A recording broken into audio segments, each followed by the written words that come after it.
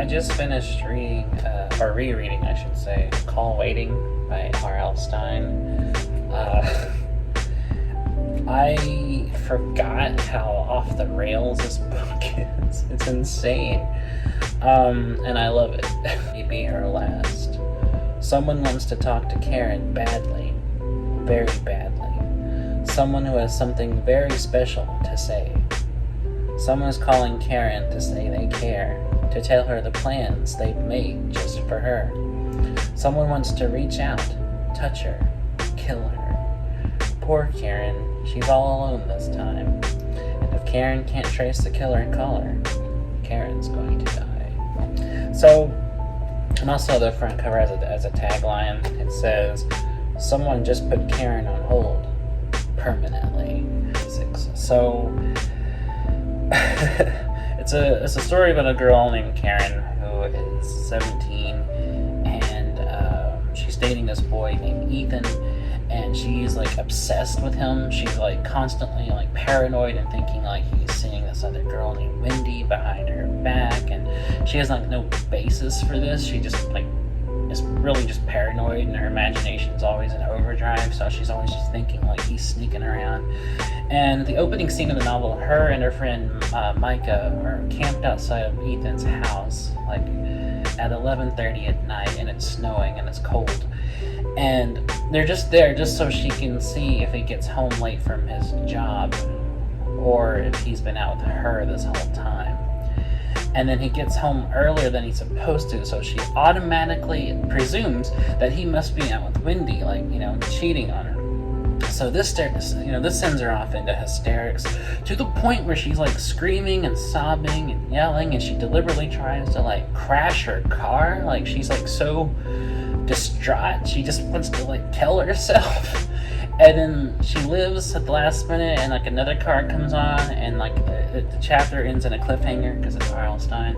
And you think like they crashed, but it turns out like they just swerved, and the guy that was coming onward, like he crashed and broke a headlight. And then so she goes home after dropping Micah off, and this is when you meet her older brother, Chris. And Chris is like a goddamn 19-year-old college student who acts like an 11-year-old.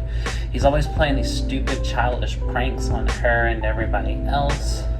And he's supposed to be an adult character, but just acts like a dumb teenager. And honestly, it's really annoying. Still just as obsessed with Ethan throughout the whole thing. And then every time like he calls her on the phone, she starts getting like some calls on the call waiting, like clicking in her ear.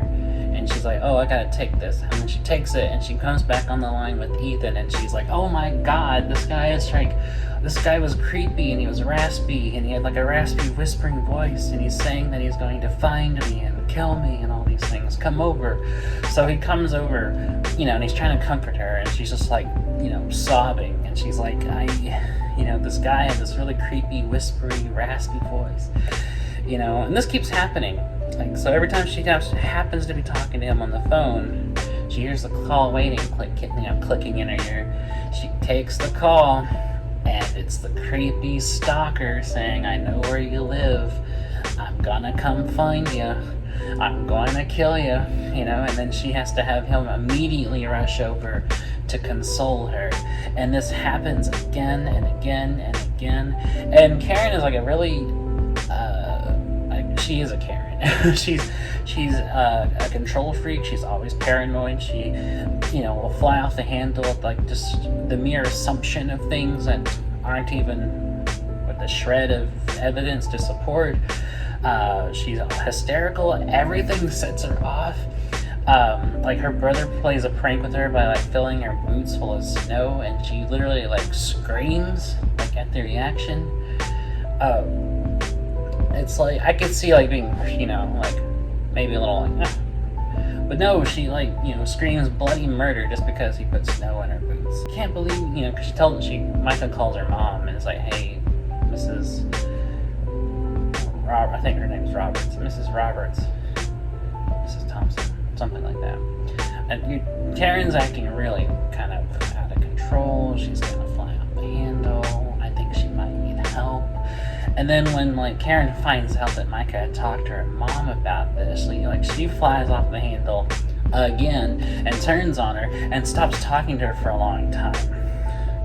And so she just kind of treats everybody like shit. She's kind of a bitch of a character.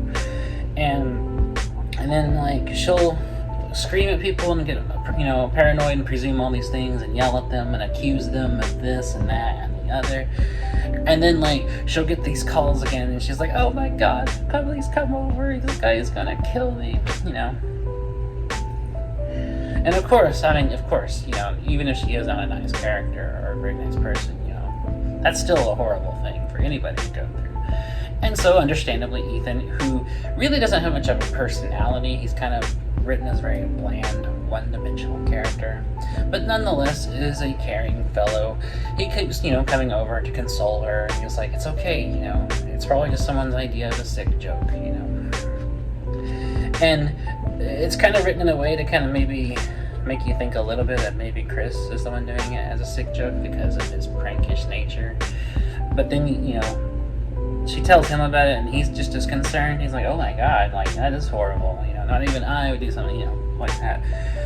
And so this keeps happening. And then everyone's really concerned. And then it's kind of written to where like Karen really just starts kind of going off the rails, like to the point where like she gets a call at school and then she picks it up and like this person's like threatening her, and turns out it wasn't even like an actual phone, but then there's a twist later that says like the phone was working and then there actually was someone there. So I gotta get to the major twist. So there's a major climactic twist here. That's one of like a 2 or 3 twists. Here's one but the first major twist of the plot is although Ethan's really wanting to break up with her, but he doesn't really have the guts to kind of say it. So, but in lieu of these events, he starts coming around and he starts trying to be more there for her again. So they start kind of still being a couple. So he comes over to pick her up and he's talking to Chris and he's like, your call waiting is really messed up. And then Chris drops this bomb on us by saying, what are you talking about? We don't have call waiting.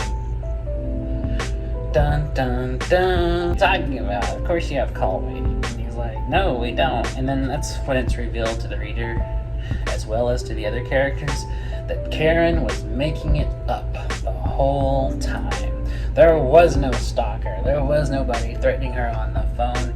She lied. That's the first twist. And so when everyone finds out about this, they're like, what the fuck? Why did you lie? And like everyone's like concerned because they genuinely start seeing her behavior as like, yeah, this goes past just like an immature stunt to kind of keep your boyfriend, and really goes into territory of like something that you might need to start seeing a psychiatrist about. And she does. She starts seeing a doctor. But she's okay with that because Ethan and her are kind of together, and he's not trying to break up with her anymore. So they continue for a while, and then she gets an actual call from an actual stalker who's threatening to kill her, saying that he's in her brain, and and then he's gonna find her, and that he knows where she lives, and this time he's gonna come kill her. And then so she starts actually receiving these calls, like it's real this time. And she starts telling everybody, like, I know you don't believe me in anything, but this is actually happening. And everyone's kind of like, sure, I believe you, of course, sure. And she's, so she gets even more frustrated, and she really starts sliding even more off, the mental trail. She's trying to figure out who the fuck is this? Who's actually calling me and all this stuff. And by the way, there's another character who's a cousin of hers. That's kind of a side character that's been comes in and out of the story. His name is Adam, and he's just moved back into town after being gone for a few years, and he's kind of the red herring character. He's the one that's meant to make you think oh, this guy's creepy. It must be this guy this whole time.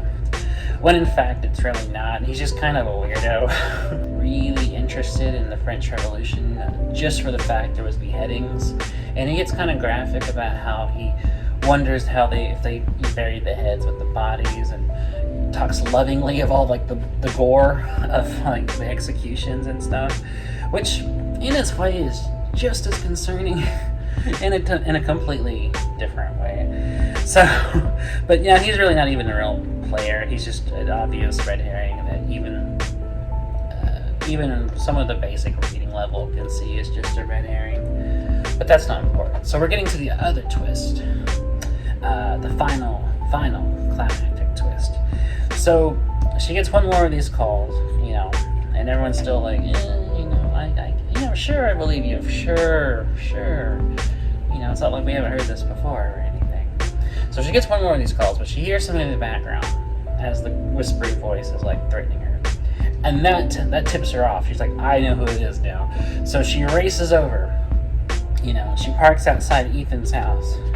And she keeps saying to herself, like, I can't believe somebody, this close to me would want to hurt me.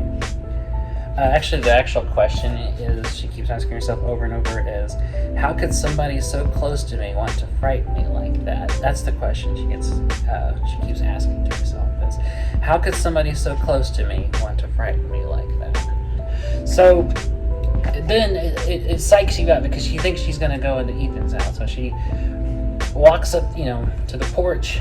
She slips in through the door to the inside of the living room. Only, psych your mind, she's not at Ethan's house, she's at Micah's house. And it turns out Micah was the one doing it the whole time. Micah was the one that was actually trying to, was actually the one making the calls, and actually was the one trying to, like, literally drive her over the edge. That was literally, she confesses her whole motives at the end of the book, like, yes, that's what I was trying to do. You're already crazy, so I thought a few more calls would just drive you completely over the edge. And who would believe you anyway, because you're so fucking crazy. Because, yes, that's actually the language she uses, of course. Fucking crazy, and you're insane, and then Karen's just like, why? You're my best friend. Why would you do this to me? Why would you try to, like, scare me like this? And she's like, because I want Ethan. I've wanted Ethan all this time. Do you really think Ethan would want to be with a crazy person like you? And it turns out, like, her and Ethan actually were, like, sneaking around together, but he didn't really have the guts to, like, break up with her, to tell her all these things, so they were kind of just keeping them on the low. But then, when, like, Karen starts faking all these, like, threatening calls, he starts spending all this time with her because he does care about her. And then, like, they get into a fight, Micah and Karen, at the end of the book, like, like, they're, like, literally, like, cat fighting, like, punching and kicking each other. And Micah, like, picks up a lamp, and she's about to, like, fucking, like, smash Karen over the head with it, until the last second Ethan shows up, and he's like, no, bitch, I don't want to dump you, and I want to stay with you. And that's how it ends. They don't even address the fact, like, this other girl tried to kill her, or maybe call the cops, or even address it anyway. It's just like, he saves her from her friend about to kill her. They reconcile, and then they just walk into the sunset. And that's it. Also, Micah tells, like, Ethan that she's been, like, hearing voices, and that the voices, like, told her to come kill her, like, to try to show him that Karen's even crazier than anyone thought. So I'm just going to read you the last chapter here, knowing all that. So this is page 166. Okay, Micah, Ethan repeated softly. You can stop lying to me. Huh? Micah's mouth dropped open in surprise. Ethan pushed her away from him and helped Karen to her feet. Then he slipped his arm around Karen's waist, holding her tight. She's crazy, Micah insisted weakly. She hears voices, Ethan. Enough, Ethan said softly. I heard everything, Micah. He pointed to the cordless phone on the carpet. I was on the phone with you, remember? You didn't turn it off when Karen came in. I heard your whole conversation. That's why I came running over. Micah sighed. Her shoulders slumped. The light seemed to fade from her green eyes. But Ethan, you and I, Ethan shook his head. Micah, did it ever occur to you that I stayed with Karen through all this because I care about her? Sure, you've been after me to break up with her, and I was tempted to for a while, but I came to my senses. I realized how much Karen means to me. Micah let out an anguished sob of defeat. Then she turned away, her features twisted in sadness and dismay. The room became silent except for the crackling of the fire. Karen leaned her head against Ethan's shoulder. She felt his arm tighten around her waist. "Am I hearing voices now?" she asked. "Or did you really say that?" "I'm hearing voices telling us to leave," he replied softly. Holding her close, he led her to the door. And it's, there's lots of twists and plot, the rails all over the place, and Karen's behavior through this is just insane. She's screaming and yelling and accusing and just generally being insane the whole way, and plots all over the place, and it's crazy, and there's like, this thing happened, but turns out she was faking it, then it actually happens, and it's like, the stakes are just, could not be higher. And as usual, Stein is a good prose stylist. He knows how to write quick, fast-paced, pulpy thrillers that keep young readers flying through the pages. I flew through this in about an hour. It was a lot of fun. It's Stein at his just off-the-rails craziness best, and it's such a fun ride that I just can't get over it. "Chris, I hate you, Karen shrieked. She let the boot fall to the floor and rubbed her wet sock. Her brother had filled her boots with snow. "You creep! You stupid creep!" she cried, before she realized that she felt hot tears running down her cheeks. Chris and her mother both appeared in the kitchen doorway at the same time. "Karen, what on earth?" Mrs. Masters cried, her dark eyes narrowed in concern. Karen's shoulders were heaving up and down. She tried to stop crying, but she couldn't. "It's not funny. Not funny," she choked out, pointing at the boots. "Chris, you made your sister cry?" Mrs. Masters demanded sharply, turning to Chris. "It was just a joke," Chris replied with a shrug. "She's unbalanced, Mom. Look at her. She's really unbalanced." So yeah, it's just... I would write and direct an adaptation for this. I would write and direct a made-for-TV, Lifetime channel, or Nickelodeon channel adaptation of this, because this would be a fun book to adapt.